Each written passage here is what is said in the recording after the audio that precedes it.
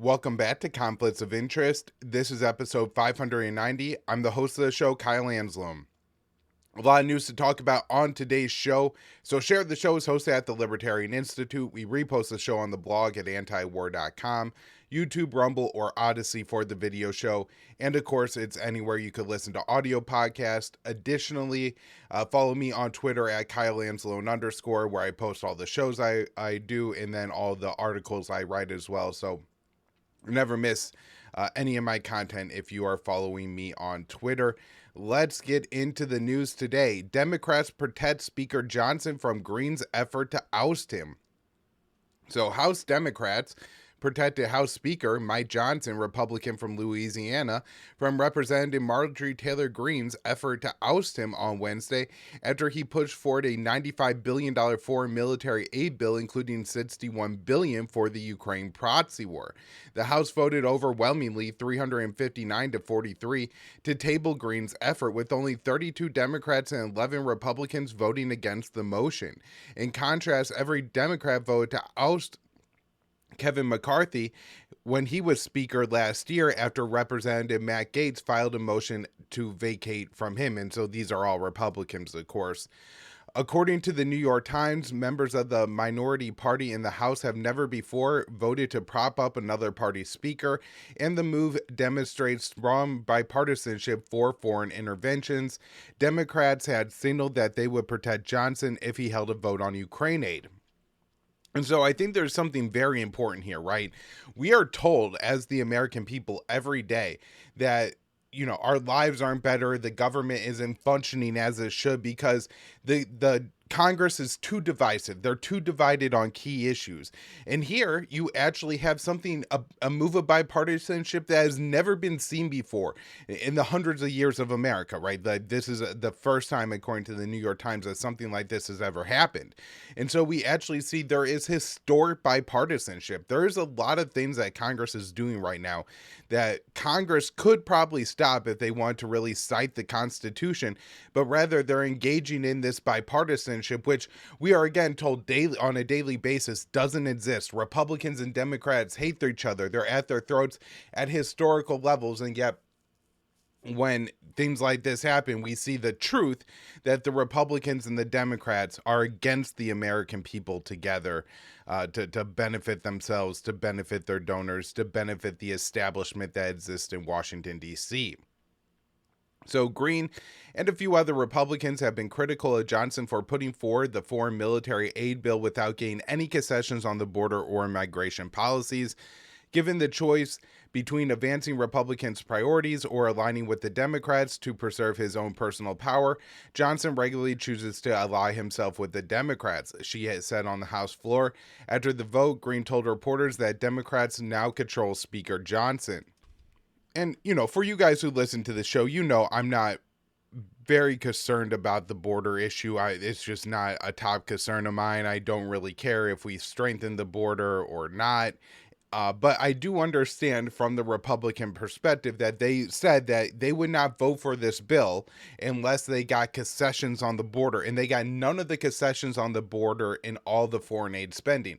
It's like if this was reversed, right? And the Democrats were in control of the Congress and you had a Republican president, and the Democrats said, okay, we know the president wants to fight these wars. We know these wars are extremely important to the president's reelection, but we're only going to pass these bills if the president agrees to do something on abortion, and then they end up passing it without any kind of abortion reform.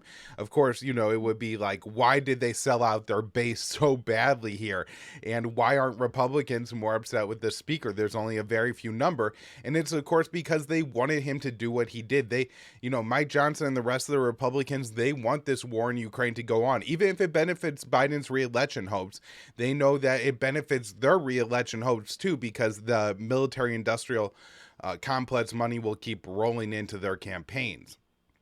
So wrapping up Dave's article here, Hakeem Jeffries, the Democrat from New York, the top Democrat in the House, said that the vote was a show of bipartisanship. Our decision to stop Marjorie Taylor Greene from plunging the House of Representatives and the country into further chaos is rooted in our commitment to solve problems for everyday Americans in a bipartisan manner. And again, what problems have they solved for everyday Americans? They passed a bill that gave $61 billion to Ukraine, $26 billion to Israel, $8 billion to Taiwan in the Indo-Pacific. It bans TikTok, an app that 170 million Americans use. It allows the confiscation of Russian money, which is going to hurt the American economy and therefore the American people. They do nothing for the American people. They give zero about us. All right, next up, this article I wrote for the Libertarian Institute on May 8th. Russia pummels Ukrainian energy infrastructure as Kiev seats more air defenses. So, the Russian missiles and drones targeted energy infrastructure in cities across Ukraine on Tuesday night. The attack was one of Moscow's largest so far in the war and came as Kiev is desperately seeking new air defense systems. According to Ukrainian officials, Russia used 70 missiles and drones during the assault, dealing another major blow to the country's energy sector. The Kremlin said some of its munitions used were hypersonic missiles.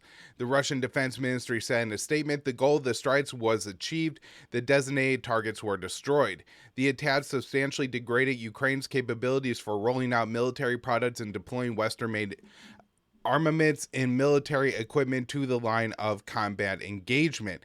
And while I'm sure that is true, that will hurt Ukraine's ability to produce more weapons and wage this war, it's also going to hurt the Ukrainian people quite a bit. Not having energy, as you know, we've seen in other places around the world, could be a big deal for the ability for civilians to live and survive in a particular area. So this is, bad for the Ukrainian people. Moscow claimed the strikes were in response to Ukrainian attacks on Russian energy targets. So the defense ministry said in retaliation to the Kiev's regime's attempt to inflict damage on Russian energy facilities, the Russian armed forces delivered a combined strike against Ukraine's energy sites and military industrial enterprises.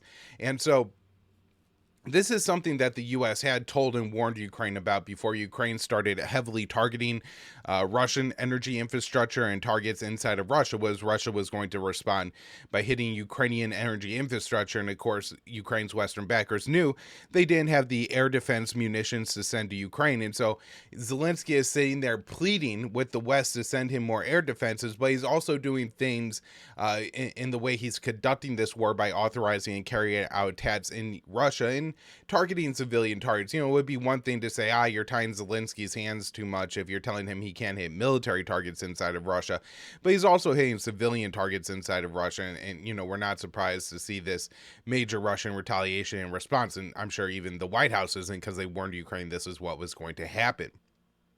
So, this is all I think is really interesting. Ukrainian officials said that targets were hit in 7 cities, including Kiev, and 3 people were injured. And so, this is important to note, I think, and for a couple of reasons. One, we're told that Russia really just wants to wipe out the Ukrainian people. And while certainly destroying Ukrainian infrastructure is going to hurt the Ukrainian people,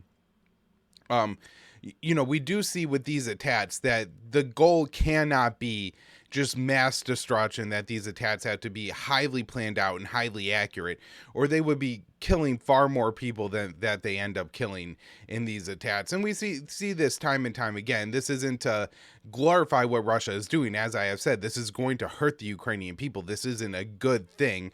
However, when the Ukrainians are saying that only 3 people were injured in Russia's largest drone and missile barrage of the war, it is something worth noting, and does suggest that Russia really isn't trying to just mindlessly slaughter civilians. And it draws sharp contrast to what Israel is doing in Gaza. So Ukraine's biggest private electricity supplier said it has now lost 80% of its capacity to generate electricity. The Russian attack followed a number of previous strikes on the power grid and came as Ukraine struggles to defend its territory and cities. Ukrainian leaders have pleaded with their Western backers for additional air defenses and missiles, as Kiev is increasingly unable to ward off Russian aircraft and missile strikes, leaving some of its airspace virtually undefended. And it doesn't seem like in the short term that's going to really get solved. I know the U.S. is planning to buy weapons for Ukraine, buy interceptors for Ukraine that will be shipped sometime in the future. But Ukraine needs those weapons now, especially as Russia is preparing for this probably offensive that it seems to be not necessarily.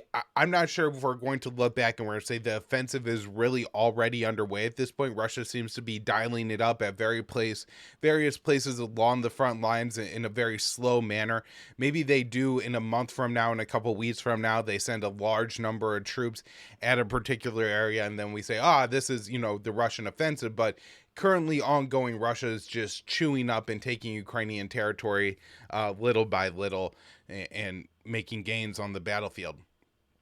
So as Ukraine is increasingly desperate, they need multiple things. It's not just the missiles and the air defenses, but it's also trained soldiers, and they're looking at a pretty crazy place to get additional bodies for their front lines. Ukraine's parliament passed a bill allowing prisoners to join military. The Ukrainian parliament on Wednesday passed a bill that will allow some prisoners to join the Ukrainian military, as Ukraine is desperately trying to mobilize more troops. The leader of the ruling Servant of the People Party, that's Zelensky's party, said the mobilization would be voluntary and the prisoners must have no more than 3 years left of their sentence to be eligible to serve. A Facebook post from the leader of the Servant of the People Party said that the bill prohibits prisoners from joining the military if they've been convicted of certain crimes, including the murder of 2 or more people, sexual violence, crimes against the foundations of national security of Ukraine, and serious corruption offenses. It's interesting, the murder of 2 or more people. So if you murder one person, that they're saying that it's okay that you join. The sexual violence crimes, is good that they add that. The corruption is interesting. And then, of course, I guess the national security of Ukraine would be crimes related to treason. The post continues, facing the conditions of total war against the enemy with more resources can only be consolidated all forces. This bill is about our fight and the preservation of Ukrainian statehood. And so earlier in the war, there was a lot of reports that Russia, particularly PMC Wagner, was using a lot of prisoners in their fights. I don't know how true that is. And at the time, there were some people who, of course, were like, oh, this is smart of Russia to use these bad people and basically have them die so they don't have a bunch of murderers and rapists in their prisons anymore. I'm not a fan of using prisoners on the battlefield, and so I think this is bad on both counts. It's just interesting that, the U.S. and the Western media smeared Russia a lot for doing this, and now that you have Ukraine doing this, I'm guessing we're not going to see any kind of condemnation for Kiev. All right, next up here, Belarus tests readiness of nuclear forces after Russia announces drills. So this is from Day Declamp, May 7th, antiwar.com.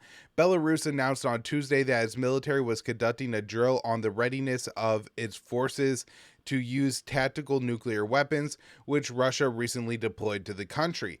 The announcement came the day after Moscow said it would launch drills simulating the use of tactical nuclear weapons in response to provocations from the West, including comments from French President Emmanuel Macron about the possibility of sending ground troops to Ukraine. The Belarusian defense minister said President Alexander Lukashenko ordered a snap readiness test of forces and capabilities of delivery vehicles for non-strategic weapons.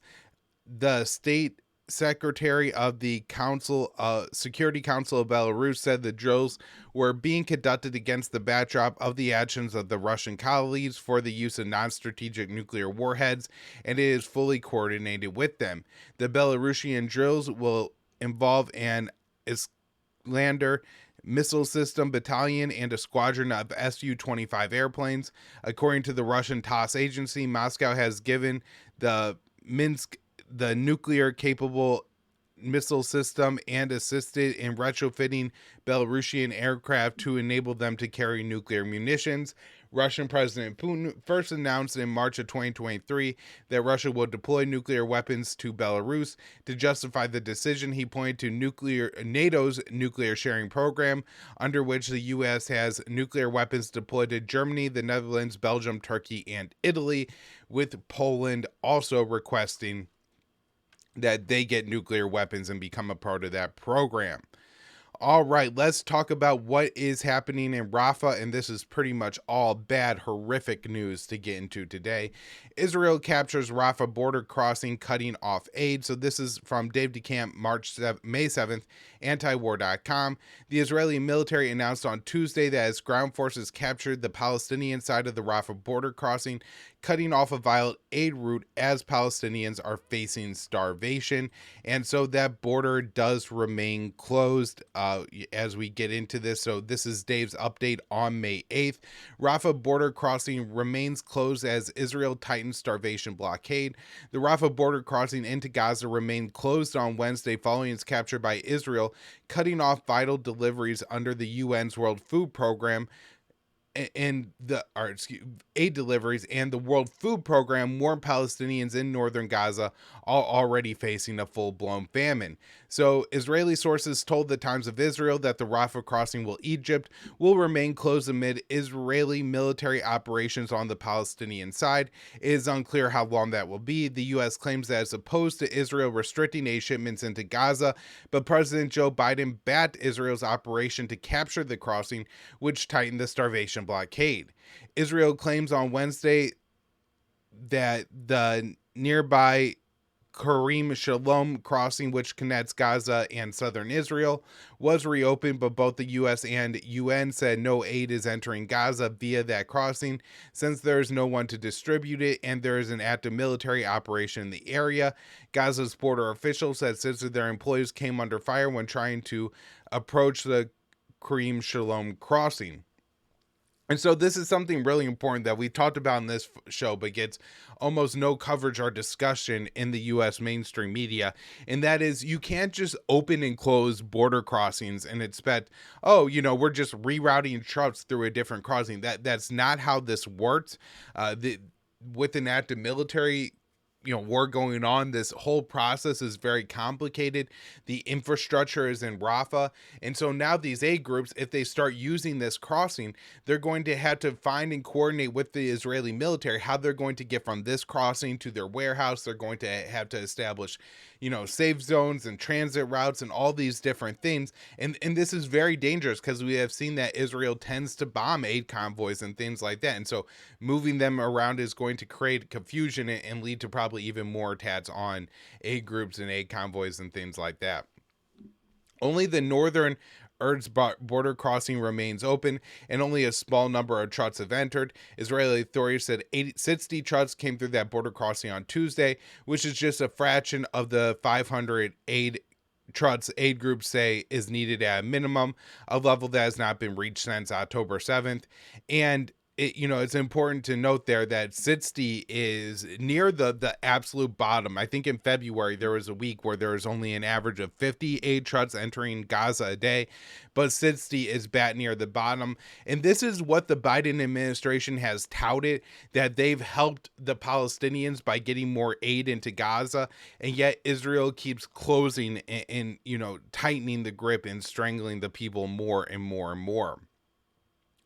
Rafah has been the only entry point for fuel, which is needed to deliver the aid, power hospitals, and for other humanitarian purposes.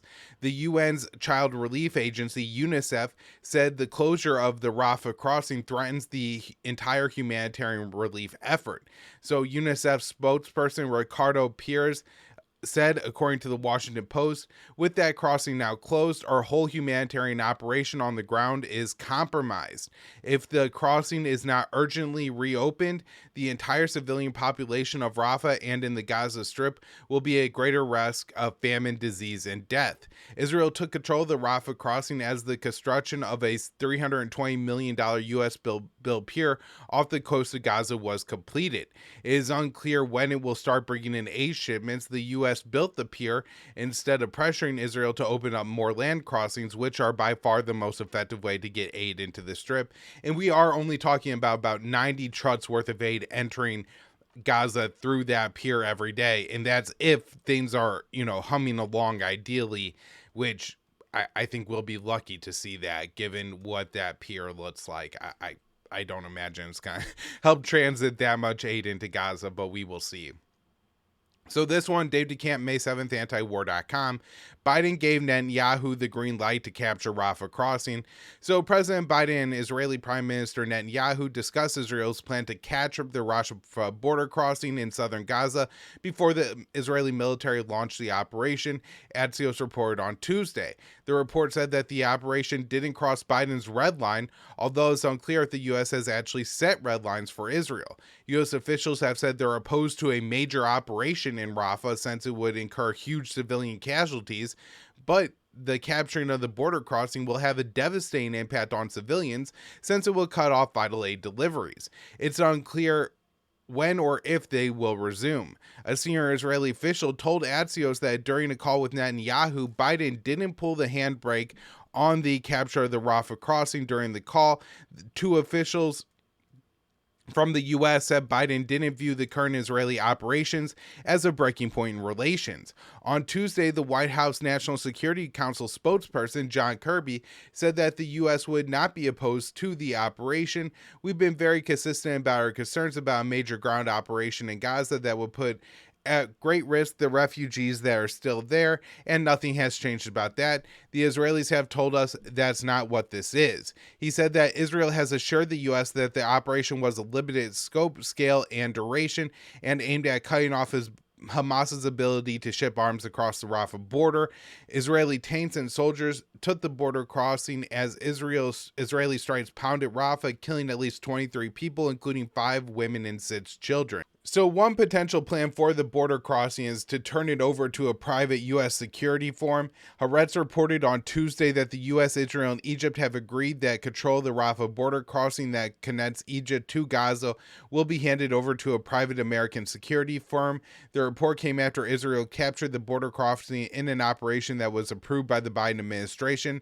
The private American firm was not named, but Haaretz said it employs veterans of elite American military units that have been employed in several Middle Eastern and African countries to guard sensitive sites. The State Department spokesperson Matthew Miller was asked about the report and said he wasn't aware of any plan for Israel to transfer control of the border crossing. Under the reported agreement, American mercenaries would take responsibility for overseeing the border crossing, which would include monitoring goods coming into Gaza and preventing Hamas from taking control. Vital deliveries have been cut off since Israel took control of the crossing early on Tuesday. The Haaretz report said the agreement was a part of an effort by Israel to win agreement from the U.S. and Egypt for the Rafah operation. The report said Israel had given assurances that it would limit its attack on Rafah to securing the border crossing, although Israeli bombs have been pounding the city. And so this is something that I think is probably a higher risk, even though these are mercenaries and mercenaries don't necessarily carry the same weight as far as if they die, if they're killed, if they're shot at, things like that. What is the U.S. going to do in response? However, I would think that if there was a major attack on these mercenaries, there would be significant political pressure in the U.S. for the Biden administration to carry out direct attacks against Hamas in Rafah in response, which of course would only exacerbate the devastation done to the civilians that the Israelis are already going to do. So this is really, really horrific that this is all going on, and seems to be the plan that they're coming up with. So Hamas says there will be no ceasefire deal if Israel continues Rafah operation. A Hamas political official said on Tuesday that there will be no ceasefire deal and hostage deal if Israel continues its military operations in Rafah. He said the occupation army's storming of the Rafah crossing and its barbaric and criminal bombing at the insistence of Netanyahu and his extremist warlords is an open attempt to sabotage all the efforts of the mediators to achieve an agreement to stop the aggression against our people, and at the same time it is a desperate attempt to create an image of illusion of victory to save face. If his aggression continues, he will only suffer more defeats and more disgrace. And then the Hamas official went on to mention that Israel's capture of the Rafah border crossing, which cuts off aid deliveries, was and will remain purely an Egyptian and Palestinian crossing, which just isn't true. So I do think he's probably right in that this will make it pretty unlikely that a hostage deal will ever get done. However, I think we're in part of what we see from this is that a hostage deal was never going to get done, that this was just never going to be allowed. All right, next up here, in Holocaust speech, President Biden declares ironclad support for Israel and slams college protesters. This day to Camp May 7th, antiwar.com.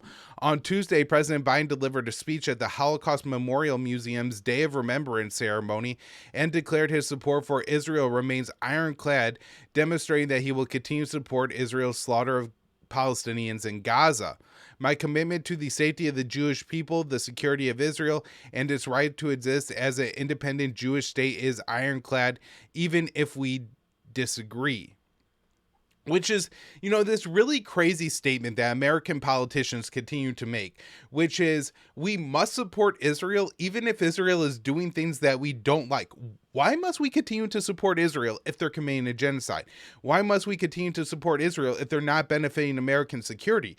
The only reason to support Israel is that they're doing what we like, if they are helping American security. If they are not, then there's no reason to support Israel. That's the way that foreign aid should work, and foreign relations should work for just any country, but not in America. We put Israel first. So he went on to slam the pro-Palestinian protesters at colleges across the country, again smearing them as anti-Semitic despite the fact that many Jewish students aren't participating. He said, on college campuses, Jewish students blocked, harassed, attacked while walking to class, anti-Semitism, anti-Semitic posters, slogans calling for the annihilation of Israel, the world's only Jewish state. The president also portrayed the protests as violent, but the movement has been peaceful. The most significant violence occurred when police moved to break up demonstrations at some of the colleges when pro-Israeli agitators attacked an encampment at UCLA. Now, I want to bring up one thing and discuss this a little bit, because I hear this more and more and more, which is these protesters hate the world's only Jewish state. That's how we know they're anti-Semitic. Look, the problem that people have with Israel isn't that it is a Jewish state.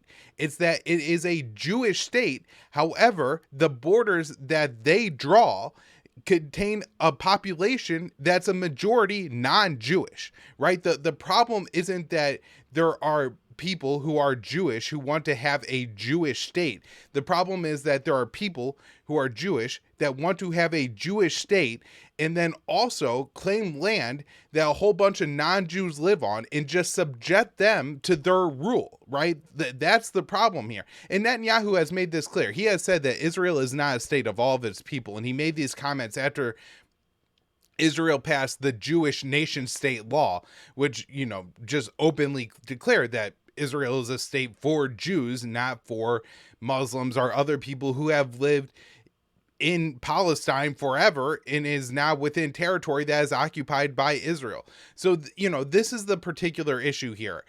I could care less what kind of government other countries have. I make this pretty clear all the time if I talk about the Iranian government, the Venezuelan government, the Cuban government, right? I am in no way a communist, a socialist, any kind of leftist whatsoever, but I constantly say, leave the Cuban government alone, and the Cuban people get to pick what kind of government that they have on their island. That's truly what I believe. Again, people around the world, they could choose whatever kind of government they want. The one problem, the one thing they can't do is take American support, American bombs with the cover of the American government, and though go commit atrocities against other people and claim that, it's just anti-Semitic. This is just an absolutely ridiculous argument that constantly gets made, like it's such an important point. So back to Dave's article here in Biden's speech. Biden said there is no place on any campus in America, any place in America for anti-Semitism or hate threats against violence of any kind, whether against Jews or anyone else. Violent attacks destroying property is not a peaceful protest. It's against the law, and we are not a lawless country. We're a civil society. We uphold the rule of law. And the second part could have been said by Donald Trump. If we remember back 4 years from now, there were people that were burning down entire neighborhoods, and we were told that's not violence, right? Like this isn't violent. These are peaceful protests, right? That famous clip of CNN, the mostly peaceful protests while the entire city of Minneapolis burns in the background. Things like that were really going on. And President Biden, he wasn't saying we need law and order. In fact, when Trump was saying we need law and order, Biden was calling him a racist. And so, just completely flipped all this on its head. And of course, I should be careful comparing these protests to the Black Lives Matter protests, because these are significantly less violence. And again, the kind of quote violence that you have is really just vandalism, right? A couple broken windows, some spray paint on stuff, things like this. And some of the things that are called vandalism, like, for example, dressing up a statue of George Washington in a Palestinian flag, I don't think that's vandalism. I don't think it's necessarily a way that I would protest in America. I think you're going to kind of tick off more Americans than you're going to bring to your side with actions like that. But at the same time, it's not that they're they're just tying a piece of fabric to a statue. That's not even vandalism. It's just something that happens. It only takes somebody 2 seconds to take off. It's just absolutely ridiculous how much they're condemning these protest movements as violent when they're being far more violence against the protesters than committed by them. And again, too, we'll have them say, oh, some college kid called for an intifada, or some college kid called for another October 7th, which if some pro-Palestinian protester did that, I would hope that the other protesters either, ask that person to leave, or it's like educate them and say, like, look, man, we're calling for nonviolence here. Like, the problem going on in Israel right now is too much violence. We want less of it. And so please stop saying these things that are going to, first of all, hurt our movement, and secondly, calls to violence. But at the same time, the pro-Israeli protesters have been far more violent. There's this incident right after October 7th where Medea Benjamin is just standing in a crowd, with a sign, something about you should care about the Palestinian people. And these pro-Israeli protesters are coming up to her, telling her that they hope Hamas rapes her, and commit, like, just multiple people like coming up to her and wishing sexual violence on her. And again, this is just far more egregious than anything the pro-Palestinian protesters are doing. And yet only one side is getting condemned here. And, if Trump were in the White House right now, I'm sure all the liberals would be calling it racist that Trump is taking the side of the Palestinians. But since Biden's in office, he just is able to get away with calling anybody who denounces this policy as anti-Semitic. All right. Poll: majority of Democrats believe Biden is supporting genocide in Gaza. A new poll from Data for Progress and Zitio found that the majority of likely Democratic voters believe that Israel is committing genocide in Gaza in a military campaign that's been supported by President Joe Biden. When asked if they believe Israel is committing a genocide against Palestinians in Gaza, 56% Democrats, 36% of independents, and even a quarter of Republicans said yes. The Biden administration has rejected the International Court of Justice's ruling that it is plausible that Israel is committing a genocide, and continues to support the brutal military campaign that's killed over 34,800 Palestinians, including over 14,000 children. The poll also found that 55% Democrats disapprove of the crackdown on students protesting against the genocidal war at college campuses across the country, another position that puts them at odds with the president, who has strongly condemned the protesters. And maybe that's because, unlike the president, the majority of even liberals in this country could remember 4 years ago, and they think to themselves, it seems like 4 years ago when the Republicans were saying that the Black Lives Matter protests were anti-white protests, we were calling them racist and yelling at them and, trying to cancel them, get them fired from their jobs. And so it seems maybe a little ridiculous if we're now looking at these pro-Palestinian protests and go anti-Semite, anti-Semite, anti-Semite. But that, exactly what's going on here, especially from the president. The poll also showed an increase in support for a ceasefire in Gaza among all respondents. It found that 70% of all likely voters support the idea, calling for a permanent ceasefire in Gaza and de-escalation, including 83% Dems, 65% of independents and 56% of Republicans. Data for Progress released a similar poll in February and found that 67% of Americans supported the idea of a permanent ceasefire. President Biden has refused to call for a ceasefire that is not linked to a hostage deal. And again, even when Hamas tries to agree to a hostage deal, the Biden administration will send Israel the bombs they need to ignore the hostage deal and just keep unleashing devastation on Gaza. All right, so last story up here today. And this one is still developing a little bit. I'm sure we'll have more on it on the Friday episode of the show. Connor Freeman will be back for that episode, co-host of the show there. Biden says Biden says he will stop sending Israel heavy bombs if it attacks population centers in Rafah. So President Biden told CNN on Wednesday that the U.S. would stop sending heavy bombs to Israel if its military launched a major invasion of Rafah and acknowledged that Israel was killing civilians with U.S.-provided munitions.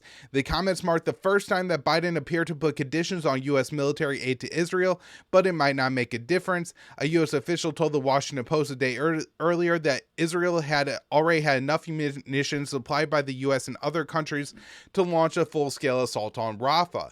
In the interview, President Biden claimed that Israel had not gone in Rafah despite launching an operation to capture the border crossing, ordering an evacuation of the eastern parts of the city, and launching major airstrikes. I made it clear that if they go into Rafah, they haven't gone to Rafah yet. If they go into Rafah, I'm not supplying the weapons that have been used historically to deal with Rafah, to deal with the cities that deal with that problem.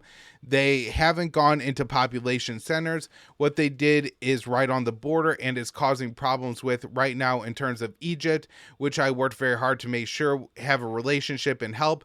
I made it clear to Bibi and the work cabinet they're not going to get our support if they go into these population centers. So, I mean, this is a really kind of mild condition that Biden is setting. It's unclear exactly what that condition is, what heavy bombs mean.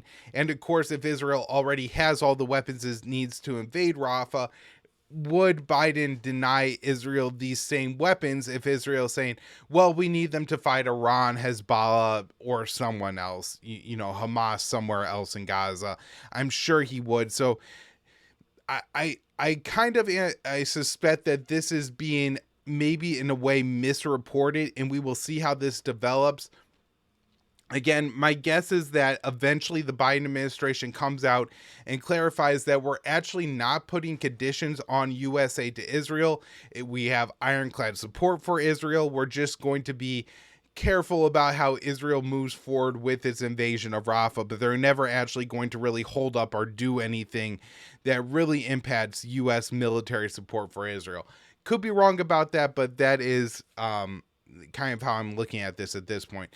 So the interview came after the administration had paused the shipment of 2,500 pound bombs that were bound for Israel. However, U.S. officials also announced a new $827 million weapons package for Israel, that contents of which are unclear, and vowed Israel would get all the $17 billion in new military aid that was recently authorized. So again, it seems like Biden is saying one thing, but the policy is clearly something else. So Biden said, we're going to continue to make sure Israel is secure in terms of the Iron Dome and their ability to respond to attacks that come out of the Middle East, but it is just wrong. We're not going to supply the weapons and artillery shells. Biden admitted that civilians have been killed in Gaza as a consequence of the U.S. providing bombs to Israel, which is just, what are we doing? We're in May here. This isn't October. The fact that Biden is admitting this is just more comical than actually helpful to any part of this situation. All right, that's where I'm going to wrap up the show for today, everyone. Thank you all so much for tuning in. Again, we'll be back with more later in the week and hopefully get some real answers on what Biden means when, if they attack population centers, we're going to cut off heavy bombs. What does this mean? Is he serious? My guess is no. My guess is that there's going to be a lot of political pressure, a lot of hysterics over the next few days about, oh my God, Biden's abandoning our ally. I actually saw Jesse Waters, the Fox News guy, going, This is exactly what the Democrats impeached Trump for the first time, which is mildly true. There is some truthiness to the statement that he is saying. Although I don't think Trump actually ever suspended or even really threatened to suspend the military aid to Ukraine. But anyways, the official story behind that is somewhat similar to this story. So my guess is the Republicans are going to go absolutely crazy about this. Biden is abandoning our best ally as they're fighting terrorism. Biden's on the side of terrorists, Al-Qaeda, Iran, Hamas, Hezbollah, Houthis. Rah, rah, rah. We got to be afraid, get Biden. And so this is going to be the politics in our country the next few days, unfortunately. And my guess is, again, that the Biden administration kind of gets bullied into or just moves back to the position that we're not conditioning aid to Israel. No worries, everyone. Israel has what it needs to take on Rafah, and all we're saying is we're not going to send them any more bombs to use in Rafah, but we'll send them bombs for other things, and then they have to get used in Rafah. We really won't worry about it. So again, I don't think much will come of this. The other possibility is maybe Congress adds here within pretty quickly, and they pass some kind of resolution or bill that says the U.S. cannot condition military aid to Israel over Rafah or something like that. I think that's a possibility too. All right, everybody, that's where I'm going to wrap up the show for today. Thank you so much. Again, back with more later in the week.